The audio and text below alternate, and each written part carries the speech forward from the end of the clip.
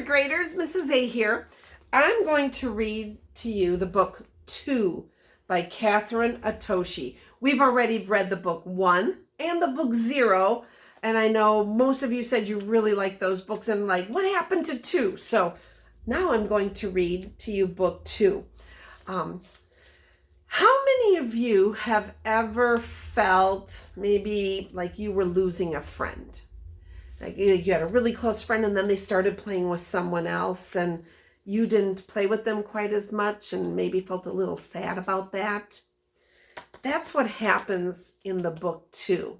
As I'm reading it, I want you to try to figure out how would you be feeling if you were the number 2? How would you be feeling if you were 1? And how would you be feeling as all the rest of the numbers as well, but mostly as 2 and 1. So 2 by Catherine Atoshi. 2 was a playful number. She was curved on the top, straight on the bottom, and friendly and warm like the sun. Her best friend was 1. Whenever they'd get the chance, they'd dance. She'd sing and snap. He'd tippity-tap. Oh, what a pair they made. At the end of each day, they'd always say, 1, 2, I'll count on you. Till the end we'll be best friends. Until 3 jumped in between them. You 2 are like glue, said 3, poking fun. Shake things up.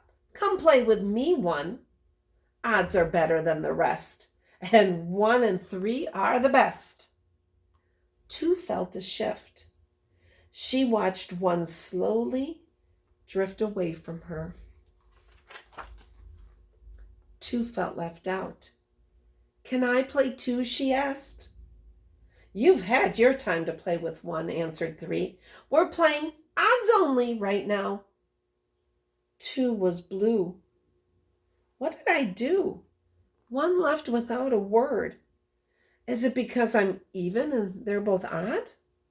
Oh, let it go, said 0. Just ignore them, added 4. But 2 couldn't let it go. At every turn, what did she see? 1 playing with 3. 1, 3 odds will be, they'd say. 2 felt a little green. Her heart felt sick, and she began to crack. The evens rushed over to comfort their friend. Oh, such a shame things aren't the same. 3 is silly, said 4. 1 can't be best friends with 3. It's unlucky, said 6. 1 and 3 are just plain odd. Let's get even with those odds, exclaimed 8. 5, 7, and 9 overheard the chatter. What's the matter? There's nothing wrong with being odd. Evens are great, stated 4, 6, and 8, sometimes even greater than the odds. Oh, 0 saw the numbers collide. Why did everyone need to take sides? 5, 7, 9. We're all odd and we're just fine, shouted the odds. 4, 6, 8. Being even is first rate, yelled the evens.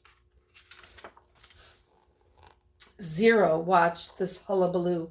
She raced over to 2. The numbers are dividing. Now the odds are at odds with the evens, and the evens want to get even with the odds. 2 felt the split. But what can I do? She asked. Half of me doesn't care about that odd pair. Maybe it's time for me to be done with 1. That's the smaller side of you talking, said 0. You're greater than that. The evens and odds are in a fight. What if you can make things right? Can you find it in your heart to see a new angle to this? Possibly. 2 thought, and then.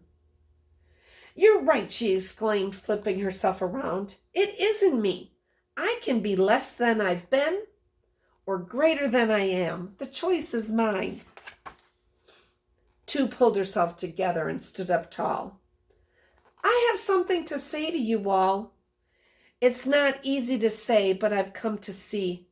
It's tricky to dance when there are 3. One should have other friends, and the same goes for me. 3 drooped. I'm sorry too, he said.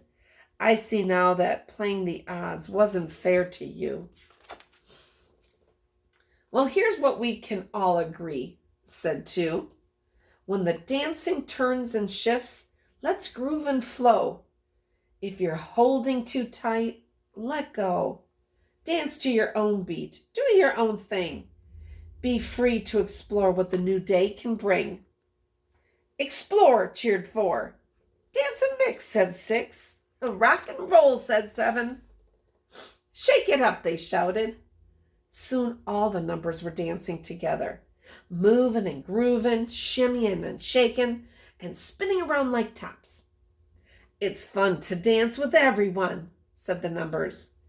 2 spun faster and faster, round and round. She got so dizzy that... Oops, she bumped into 1. He teetered and toppled and almost fell down, but 2 caught him. Sorry, said 2. Me too, said 1. Both said nothing for a while. Then 1 said softly, Hey, 2, can I still count on you? 2 looked at 1 and said, It's the end, and guess what? We're still friends.